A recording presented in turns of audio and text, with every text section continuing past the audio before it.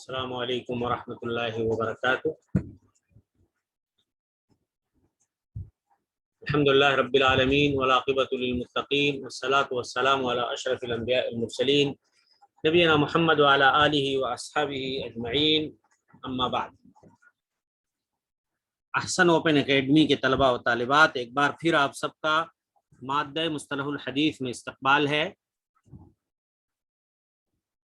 پچھلے درس میں کچھ لیپ ٹاپ کی خرابی کی وجہ سے آواز کٹ رہی تھی، بہت زیادہ پریشانی ہوئی آپ کو، اس کے لیے میں معذرت خواہ ہوں، اور انشاءاللہ میں نے وعدہ کیا تھا کہ میں گزشتہ درس کا خلاصہ اور ایک سرسری مرور اس کے اوپر میں پھر سے کرتا ہوں، اور وہیں سے میں اسٹارٹ کرتا ہوں آج کا لیکچر، آج کا درس، جہاں سے میں نے پچھلا لیکچر اسٹارٹ کیا تھا۔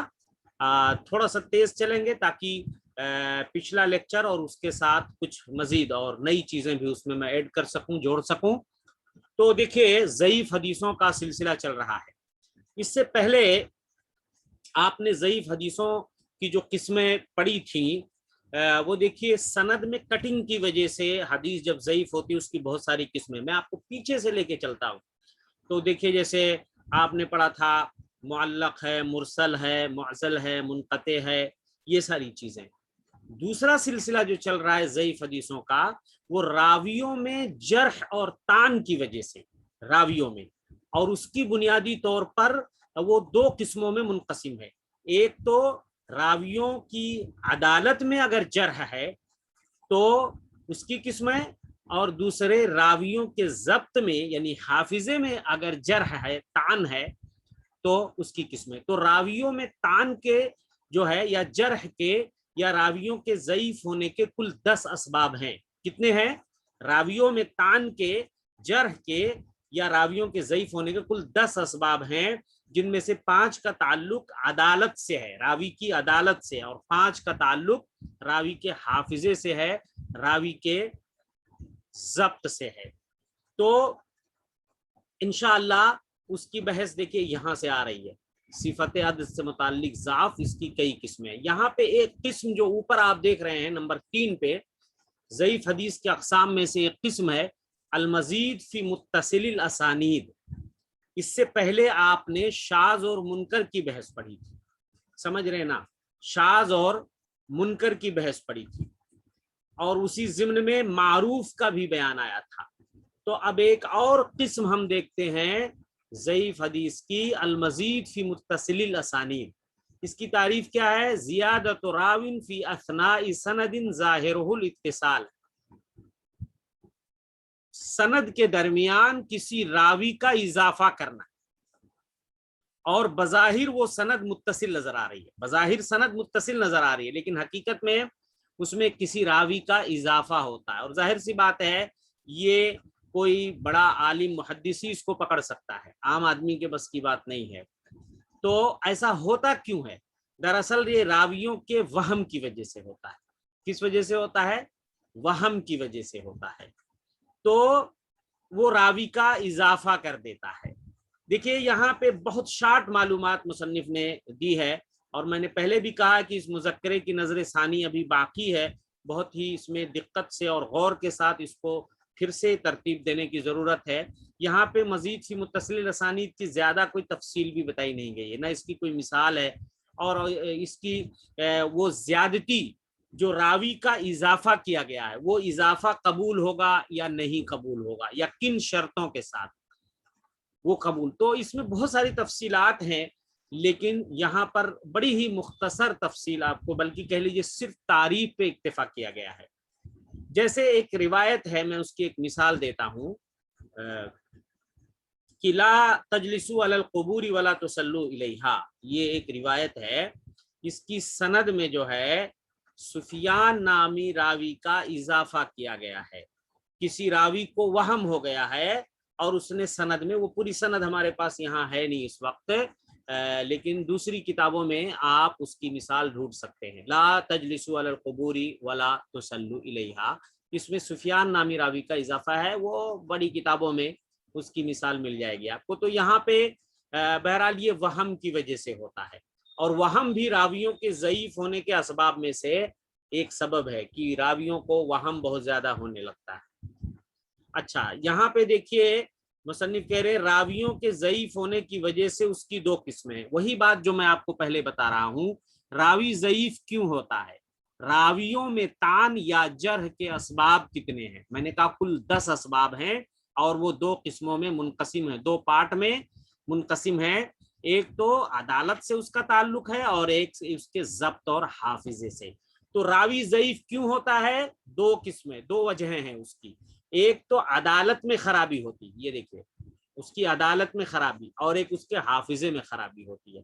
تو عدالت میں اگر خرابی ہے تو وہ کتنی طرح سے عدالت میں خرابیاں ہوتی ہیں، تو بتا رہے ہیں مصنف صفت عدل سے متعلق ضعف اس کی کئی قسمیں ہیں۔ اصل میں تھوڑی سی ترتیب پہ نظر ثانی کرنی پڑے گی مصنف حفظہ اللہ کو، کہ یہ راویوں میں طعن کے جو اسباب ہیں نا وہ اکٹھے بیان کیے جاتے ہیں، جو 10 اسباب ہیں، تو کچھ ذرا ترتیب بگڑ گئی ہے، اور وہ پہلے عدل سے جو خرابیاں آتی ہیں وہ کس میں بیان ہو جائیں، پھر جو ضبط سے خرابیاں آتی ہیں وہ تفصیلی طور پہ بیان ہو جائیں، تو تھوڑا سا آگے جو معلومات ہیں نا وہ ناقص ہیں، یعنی تفصیل اتنی نہیں ہے جتنی ہونی، اور ترتیب بھی یہاں سے تھوڑی سی اتنی اچھی نہیں ہے جتنی ہونی چاہیے۔ تو انشاءاللہ مجھے امید ہے اگلے اس میں جب یہ کتاب چھپے گی یا اس پہ نظر ثانی کی جائے گی تو انشاءاللہ یہ ترتیب جو ہے اس کی درست ہو جائے گی۔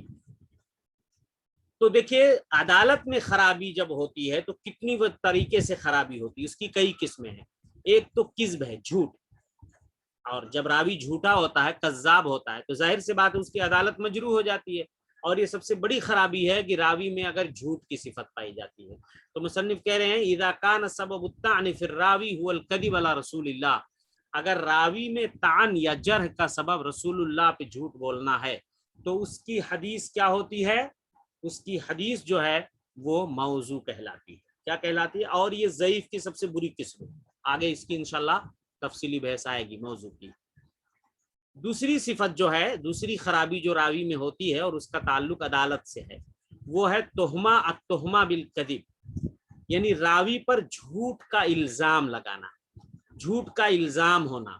اذا کان سبب الطعن فی الراوی هو التہمہ بالکذب فحدیثہ متروک، اگر راوی میں طعن یا جرح کا سبب جھوٹ کا اتہام ہے، جھوٹ کی تہمت ہے، تو اس کی حدیث متروک کہلاتی ہے۔ دیکھیے تھوڑا سا فرق ہے، ایک تو راوی جھوٹ بولتا ہے حدیثوں میں، وہ کذاب ہے، اس کی حدیث موضوع ہے، لیکن اگر ایک راوی جو ہے عام بول چال میں تو جھوٹ بولنے کے ثبوت ہیں، لیکن حدیثوں میں جھوٹ بولنے کے ثبوت نہیں ہے، دریافت ہمارے پاس اویلیبل نہیں ہے جھوٹ بولنے کے ثبوت حدیث رسول میں، لیکن وہ عام بول چال میں جھوٹ بولتا ہے، تو غالب گمان یہ ہے کہ وہ حدیث میں بھی جھوٹ بول سکتا ہے، اسی لیے وہ کذاب تو نہیں ہے، وہ متہم بالکذب اس کو بولتے ہیں، یہ فرق آپ سمجھیے، اور اس کی حدیث جو ہے متروک ہے، اس کی حدیث متروک ہے۔ تو اب آئیے دیکھتے ہیں متروک کس کو کہتے ہیں۔ لغت میں یہ اسم مفعول ہے ترک سے، الترک سے، ترک کہتے چھوڑنا، متروک چھوڑی ہوئی چیز۔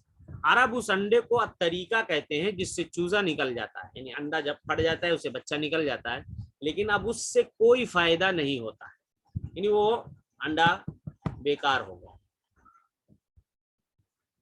اصطلاح میں وہ حدیث جس کی سند میں ایسا راوی ہو جس پر جھوٹ کا الزام ہو۔ دیکھیں یہ نہیں کہا گیا کہ ایسا راوی جو کذاب ہو، جھوٹا ہو، جھوٹ کا اتہام ہے، الزام ہے، تو وہ حدیث کیا ہوتی ہے، متروک ہوتی ہے۔ اور متروک بھی شدید ضعیف ہوتی ہے، معمولی ضعیف نہیں ہوتی ہے، شدید ضعیف ہوتی ہے، زیادہ ضعیف ہوتی ہے۔ راوی پر جھوٹ کے الزام کے دو سبب ہیں، وہ سبب یہاں پہ بتائے جا رہے ہیں۔ اس راوی کی یہ حدیث اس کے سوا کوئی اور روایت کرنے والا نہ ہو، اور یہ معلوم قواعد کے خلاف ہو، یعنی جو راوی نے حدیث بیان کی ہے کوئی دوسرا راوی نہیں مل رہا ہے، کوئی دوسرا اچھا راوی اس کو بیان ہی نہیں، یعنی کسی نے بیان ہی نہیں کیا، اور جو بیان بھی کیا ہے اس راوی نے وہ معلوم قواعد کے خلاف ہے، یعنی جو شریعت کے قواعد ہیں، اور قواعد کتاب و سنت کے دلائل سے ہی مستنبط کیے جاتے ہیں، بنائے جاتے ہیں۔ جیسے مشہور قواعد میں، معلوم قواعد میں سے یہ قاعدہ ہے، جو عام قواعد علماء نے نصوص سے مستنبط کیے ہوں، جیسے الاصل براءۃ الذمہ، یہ ایک شریعت کا قاعدہ ہے، اور یہ نصوص ہی سے اس کو لیا گیا ہے۔ اصل یہ ہے کہ ہر آدمی کا ذمہ بری ہوتا ہے، ہر آدمی کا ذمہ بری ہوتا ہے. تو اس پہ اگر کوئی الزام لگا رہا ہے تو اس کو دلیل دینی پڑے گی. مان لیجیے کسی نے کسی پہ چوری کا الزام لگایا, تو الزام لگانے والا جو مدعی ہے اس کو دلیل لانی پڑے گی, گواہی لانی پڑے گی, ورنہ سامنے والا قسم کھا کے اس سے بری ہو جائے گا, اس لیے کہ اصلاً اس کا ذمہ بری ہے. جب وہ پیدا ہوا تو بری تھا اس سے, یعنی اس کے ذمہ ایسی کوئی چیز نہیں تھی. اب تم اس پہ تھوپ رہے ہو, الزام لگا رہے ہو نا, تو تم کو دلیل دینی پڑے گی. یہ قاعدہ ہے. تو ایسے کسی قاعدے کے خلاف ہو اس کی روایت, جو مشہور و معروف قاعدے علماء نے بنائے ہیں کتاب و سنت کے نصوص سے مراد ہے کتاب و سنت کے دلائل سے مستنبط کر کے, جیسے الشک کو الیقین لا یزول بالشک, یہ بھی ایک قاعدہ ہے شریعت کا کہ یقین جو کانفیڈنس جیسے آدمی کو ہوتا ہے کسی چیز پہ, تو دل میں وسوسہ یا شک پیدا ہو جائے تو وہ یقین زائل نہیں ہوتا ہے, یقین زائل نہیں ہوتا ہے, وہ یقین اپنی جگہ پہ. مان لیجیے آپ کو شبہ ہو گیا نماز میں کہ شاید آپ کا وضو ٹوٹ گیا, لیکن معمولی ہلکا وسوسہ آپ کو ہوا, لیکن یقین نہیں ہے, تو آپ جیسے آدمی بو محسوس کر لے یا آواز سنے, اس طرح کی چیزیں, تو یقین وسوسے یا اس طرح شبہات پہ غور نہیں کرنا چاہیے, دھیان نہیں دینا چاہیے. یقین جو ہے وہ شک سے زائل نہیں ہوتا ہے. یہ بھی ایک قاعدہ ہے, میں نے اس کو تھوڑا کلیئر کر دیا ہے کہ ایسے کسی قاعدے کے سے ٹکرا رہی ہے اس کی روایت, اور کوئی دوسرا بیان کرنے والا ہے ہی نہیں, تو یہ بھی راوی پر جھوٹ کے الزام کے اسباب میں سے ہے. یا راوی عام حالات میں جھوٹ بولنے میں معروف ہو, یعنی فیمس ہو, لیکن حدیث میں جھوٹ بولنا اس سے ظاہر نہ ہو, یعنی عام بول چال میں وہ جھوٹ بولتا ہے, اس کے دلائل ہیں, پروف ہے, لیکن حدیث رسول میں جھوٹ بولنے کا پروف نہیں ہے. لیکن گمان تو ہے نا, امکان ہے کہ وہ جھوٹ بول سکتا ہے. جب آدمی کثرت سے عام بول چال میں جھوٹ بولے گا تو وہ جرات کر سکتا ہے. اب متروک کی مثال دیکھیے, عمرو بن شمر الجعفی الکوفی شیعی کی حدیث. عمرو بن شمر یہ شیعہ تھا, غالی شیعہ تھا, کٹر شیعہ تھا اور جھٹا تھا. تو ان جابر جوفی یہ بھی جھٹا تھا, یہ حدیثیں گڑھتا تھا. اب دیکھیے اس نے ابو طفیل سے روایت کی اور آگے چل کے اس کی سند میں علی اور عمار کو لائے. قالا یعنی یہ دونوں کہتے ہیں کان نبی صلی اللہ علیہ وسلم یقنط فی الفجر, اللہ کے رسول فجر میں قنوت کرتے تھے. ویکبر یوم عرفہ من صلاۃ الغداۃ, اور عرفہ کے دن صبح کی نماز سے تکبیر شروع کر دیتے تھے. ویقطع صلاۃ العصر آخر ایام التشریق, اور پھر ایام التشریق کے آخری دن عصر کے وقت جا کر کے تکبیر جو ہے بند کرتے تھے. نسائی اور دارقطنی وغیرہ نے عمرو بن شمر کے بارے میں کہا متروک الحدیث ہے, یعنی یہ راوی جو ہے عمرو بن شمر جو ہے یہ متروک الحدیث ہے. یہ کیا ہے؟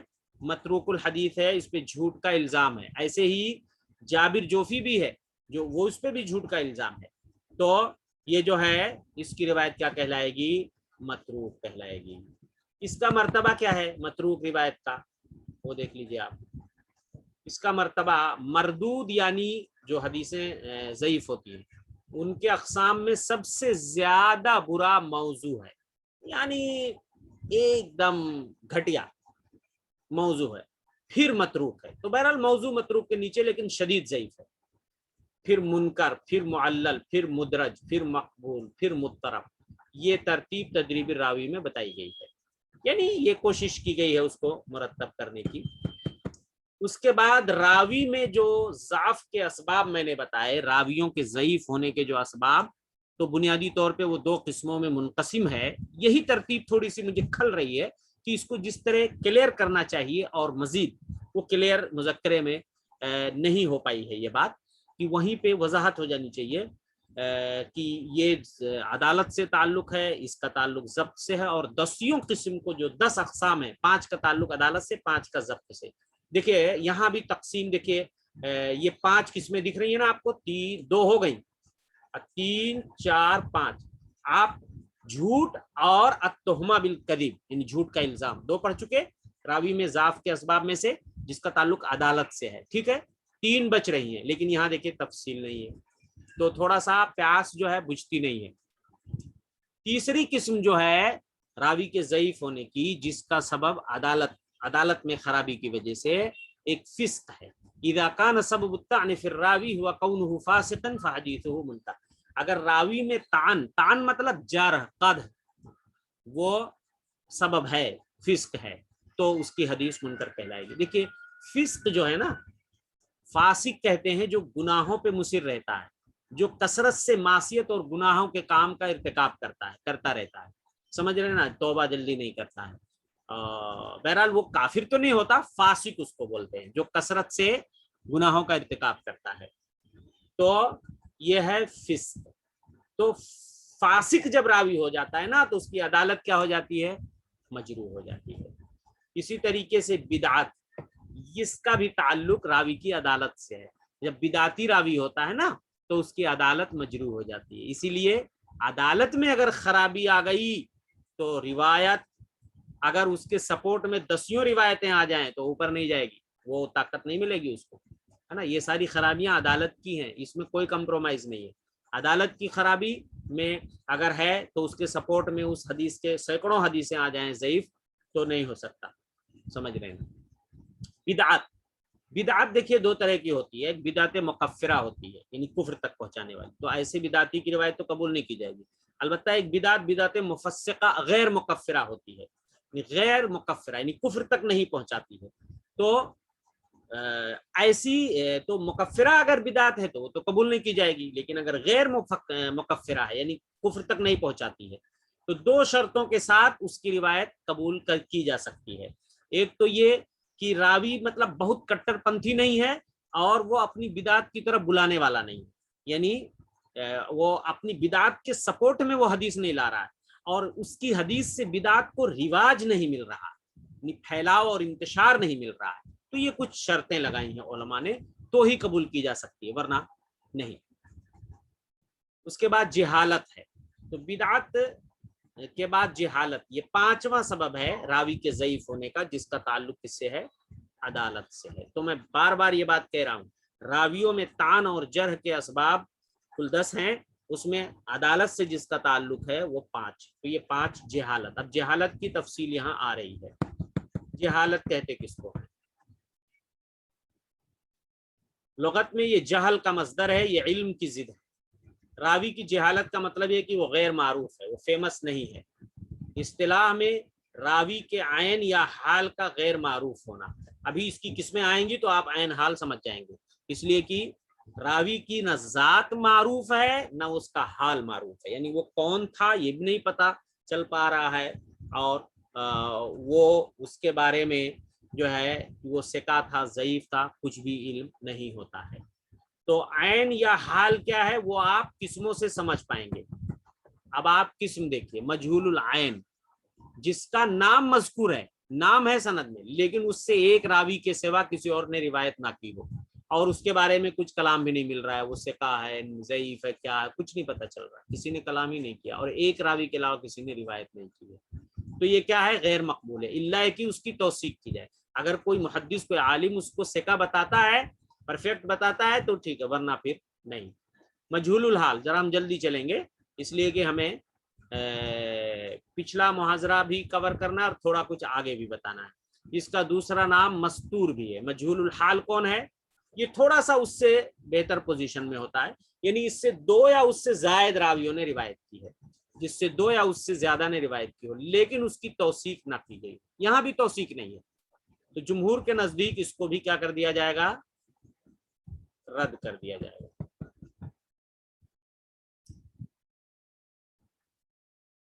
اس کے بعد آ رہا ہے ایک مبہم ہے، وہ بھی مجہول ہی کی طرح تقریباً ہوتا ہے، اس کے مشابہ ہوتا ہے، یہ المنہم لکھ گیا ہے، یہ مبہم ہونا چاہیے، علماء حدیث نے اس کو خاص نام دیا ہے لیکن یہ مجہول کے مشابہ لگتا ہے اس لیے اس کو یہاں ذکر کیا گیا۔ مبہم کون ہوتا ہے معلوم؟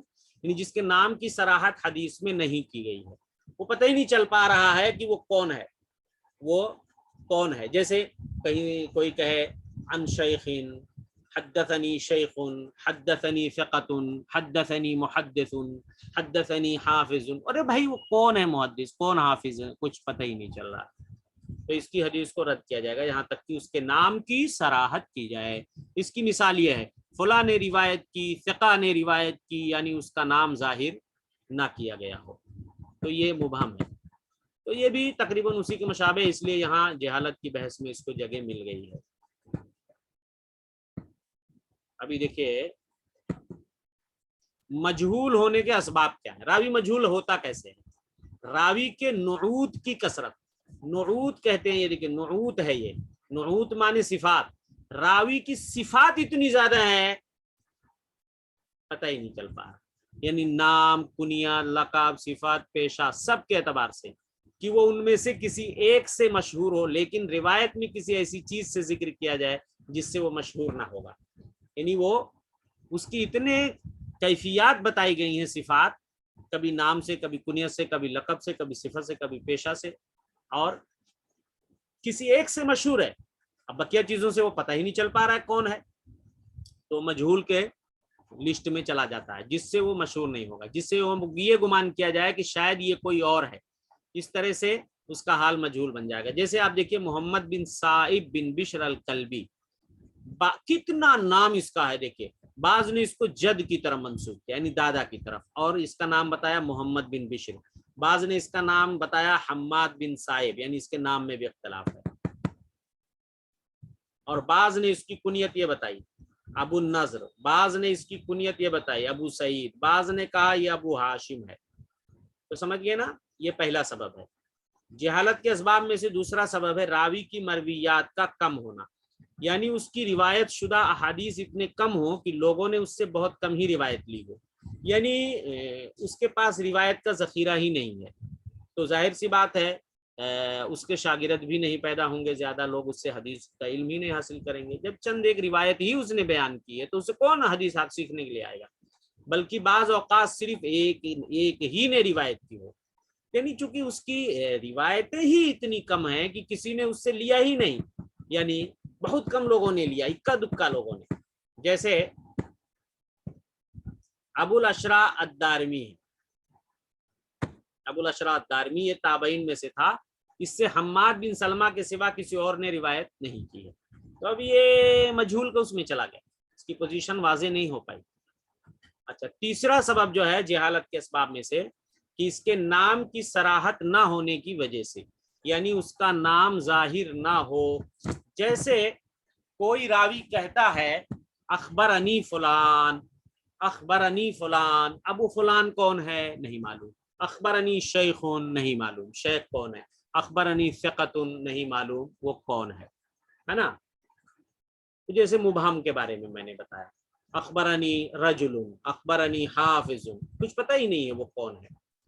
اب یہاں دیکھیے راوی میں جو خرابی کی دوسری وجہ، راوی کے ضعیف ہونے کی جو پہلی چیز تھی اس کی عدالت کی صفت میں خرابی، دوسری خرابی جس سے راوی ضعیف ہوتا ہے اس کے حافظے اور ضبط کی خرابی کی وجہ سے، یہ بتایا جا رہا ہے۔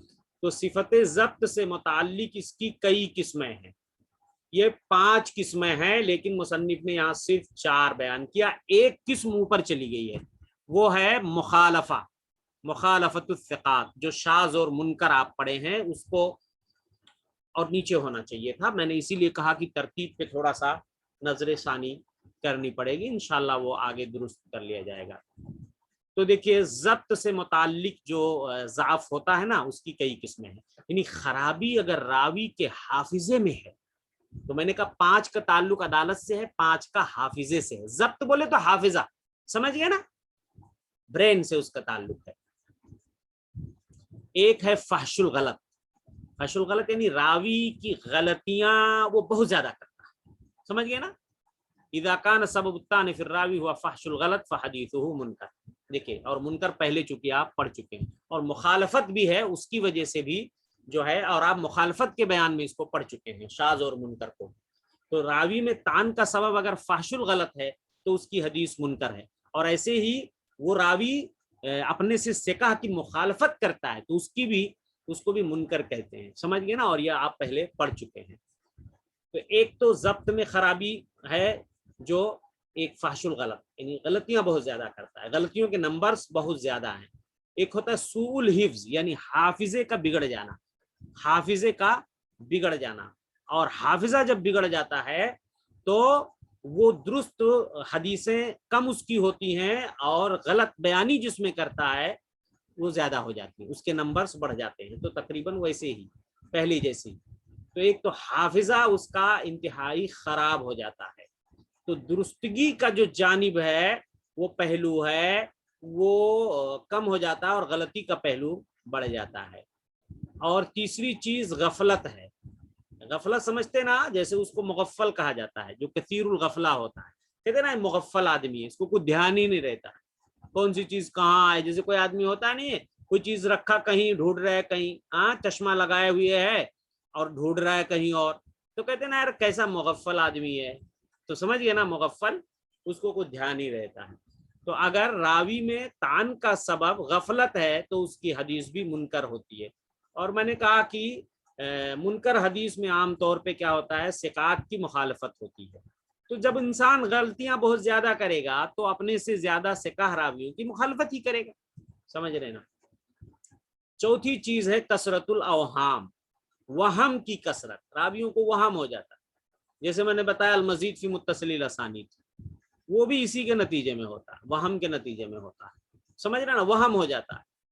تو یہ 4 چیزیں ہیں. اور ایک چیز اور ہے, ثقات کی مخالفت, وہ یہاں پر نہیں ہے. وہ یہاں پر عام طور پہ یہ راویوں کے ضعیف ہونے کے 10 اسباب اکٹھے بیان کیے جاتے ہیں. ٹھیک ہے.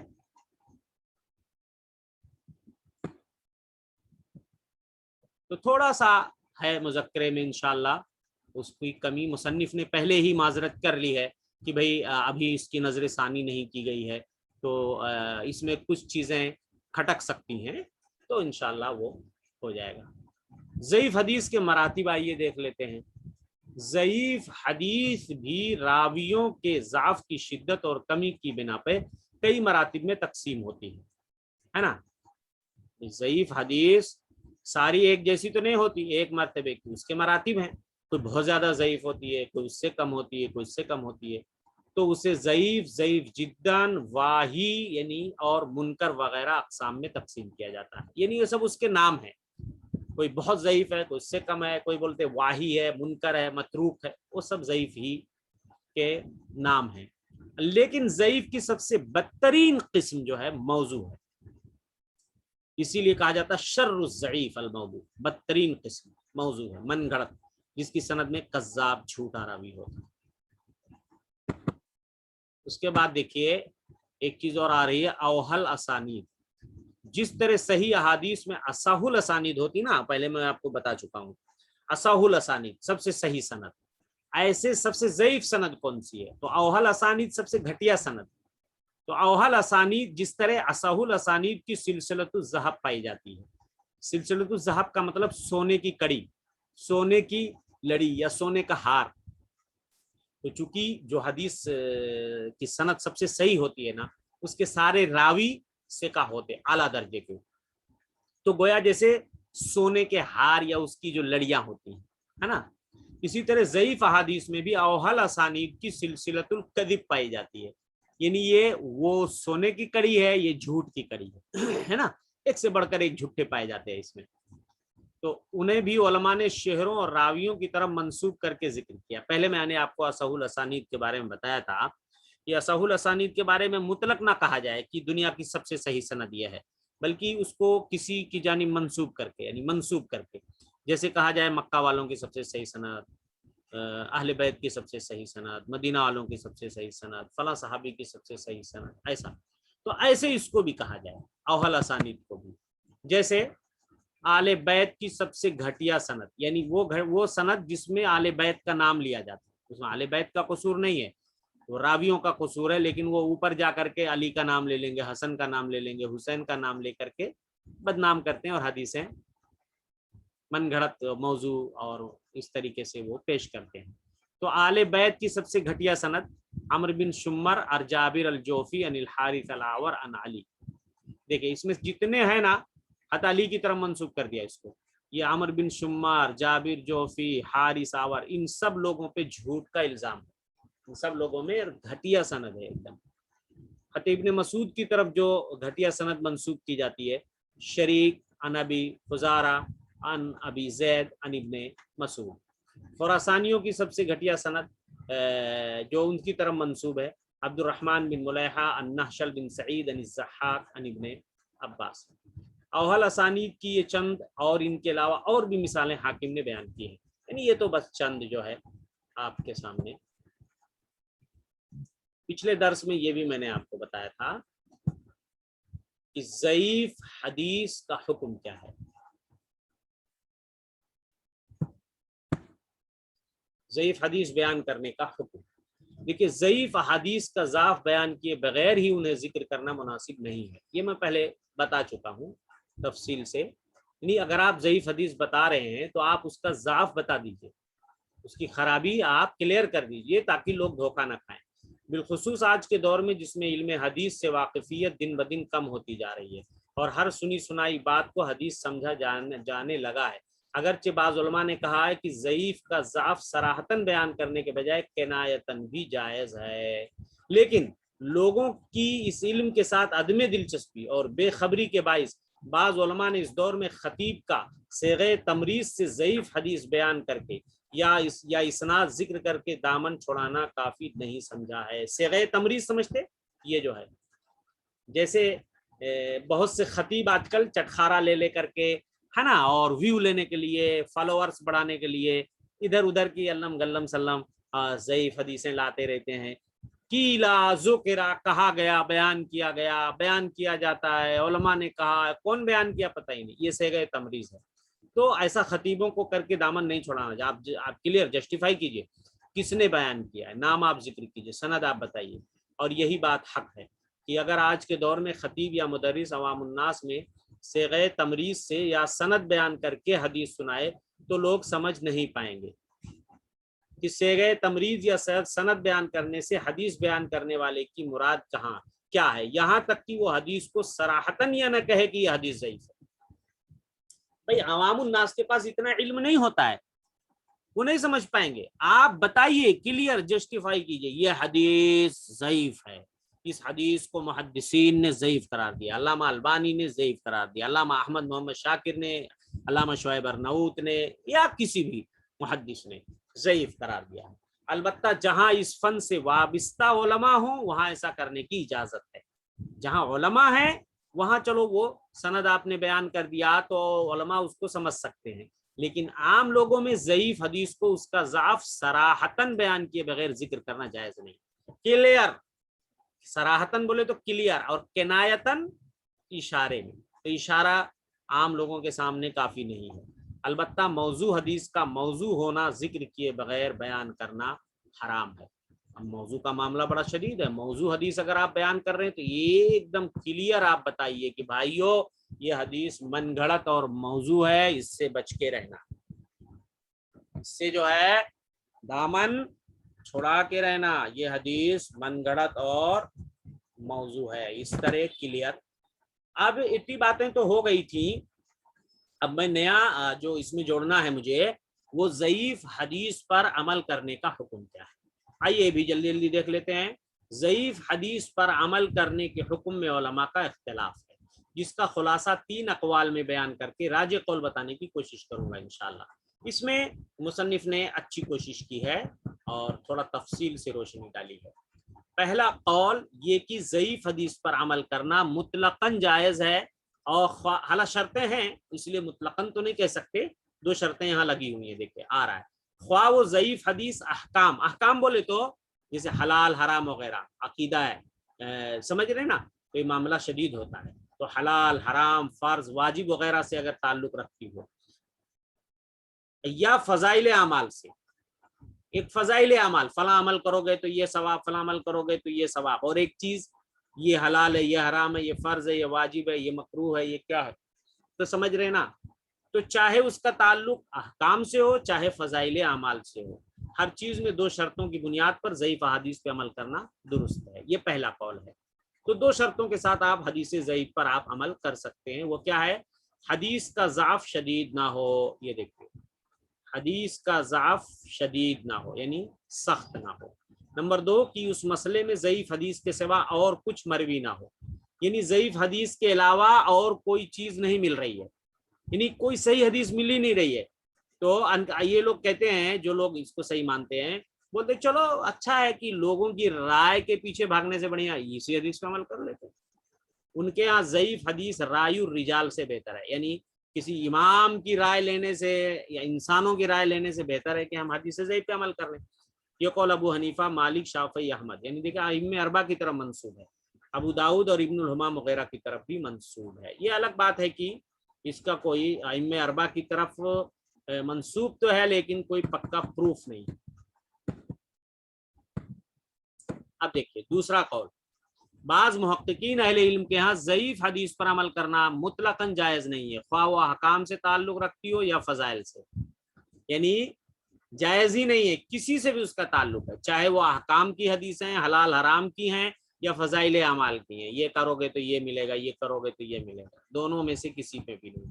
یہ لوگ کہتے ہیں کہ ضعیف حدیث سے ظن حاصل ہوتا ہے، ظن مطلب گمان، یعنی یہ دروازہ ان لوگوں نے کھولا ہی نہیں ہے، اور آگے بات آ رہی انشاءاللہ یہی قول راجح بھی ہے کہ یہ دروازہ اپنے کو کھولنا نہیں ہے، ورنہ پھر لوگ کھلواڑ کرنے لگیں گے حدیثوں سے، زیادہ کچھ دروازہ کھول لیں گے، یار چلتا ہے، ضعیف حدیث بھی چلتی ہے، ایسا کہیں گے۔ اور ظن کے بارے میں کہا گیا ہے کہ ایاکم والظن فإن الظن اکذب الحدیث، گمان سے بچو، گمان جھوٹی، سب سے جھوٹی بات ہے۔ اور وہ یہ بھی کہتے ہیں کہ صحیح احادیث اس کثرت سے موجود ہیں کہ ضعیف احادیث کی ضرورت ہی نہیں پڑتی، الحمدللہ صحیح حدیثیں موجود ہیں، وہ عمل کرنے کے لیے کافی ہیں۔ یہ قول ابن معین، بخاری، مسلم، ابو زکریہ، ابو زرعہ رازی، ابو حاتم الرازی، اس کو رازیان کہا جاتا ہے، ابن حبان، خطابی، ابن حزم، ابن العربی، ابن تیمیہ، ابو شامہ المقدسی، جلال الدین الدوانی، شوکانی، صدیق حسن خان، نواب احمد شاکر، علامہ احمد محمد شاکر، اور علامہ ناصر الدین البانی اور علامہ صبحی صالح کی طرف منسوب ہے، اور یہی قول اسی سے دل مطمئن بھی ہے جو آگے آ رہا ہے۔ تیسرا قول یہ کہ احکام اور فضائل میں فرق کیا جائے، ان کے ہاں ضعیف حدیث پر احکام میں عمل کرنا درست نہیں ہے۔ تیسرا قول یہ ہے کہ احکام میں نہیں، حلال حرام میں نہیں چلے گا، جائز ناجائز میں نہیں چلے گا، جبکہ وہ فضائل میں حدیث ضعیف پر عمل کرنے کو جائز قرار دیتے۔ یہ لوگ تھوڑا سا تفریق کرتے، بولتے فضائل اعمال میں چل جائے گا، ہاں، یہ قول علماء محدثین و فقہا کی طرف منسوب ہے، بلکہ بعض نے اس پر اجماع نقل کرتے ہوئے اسے جمہور اہل علم کی طرف منسوب کیا ہے۔ البتہ ان کے ہاں فضائل میں ضعیف حدیث پر عمل کرنے کی چند شروط ہیں جو کہ یہ ہیں۔ تو یہ لوگ فضائل اعمال میں جو ضعیف حدیث پر عمل کرنے کو جائز قرار دیتے ہیں، بڑی کڑی شرطیں بھی ان لوگوں نے لگائی ہیں جو کسی حدیث میں شاید اس کا پایا جانا ممکن ہی نہ ہو پائے۔ نمبر 1 وہ دیکھ لیجیے آپ، یہ کہ حدیث کا ضعف شدید نہ ہو، یعنی بہت زیادہ نہ ہو، یعنی اس کا کوئی راوی کذاب نہ ہو، متہم بالکذب نہ ہو، فاحش الغلط نہ ہو، منکر اور متروک نہ ہو۔ اور دوسرا ایک ہی حدیث ضعیف کسی معمول بھی، یہ کہ حدیث ضعیف کسی معمول بھی صحیح حدیث کے ضمن میں آتی ہو، اس کا مطلب سمجھے آپ، یعنی اس حدیث ضعیف کا کوئی بیس ہو صحیح حدیث، اس کا بیس کوئی صحیح حدیث، اور اس صحیح حدیث کے انڈر میں وہ کہیں نہ کہیں آتی ہو، اس سے ہر وہ حدیث خارج ہو جاتی ہے جس کی کوئی صحیح معمول بھی ہی اصل نہ ہو۔ یعنی اگر کسی حدیث ضعیف کی کوئی اصل بیس صحیح نہیں ہے، کوئی وہ صحیح حدیث اس کی بیس نہیں ہے جس پر عمل کیا جائے، کوئی صحیح ثابت حدیث اس کی بیس نہیں ہے، تو پھر وہ خارج ہے۔ نمبر 3 یہ کہ ضعیف حدیث پر عمل کرتے وقت اس کے ثابت ہونے کا اعتقاد نہ رکھے، ضعیف حدیث پر عمل کرتے وقت یہ گمان دل میں نہ ہو کہ یہ نبی سے ثابت ہے۔ اور نمبر 4 یہ کہ ضعیف حدیث کسی صحیح حدیث کے مخالف نہ ہو، یعنی کسی صحیح حدیث سے اس میں جو ہے ٹکراؤ نہ ہو۔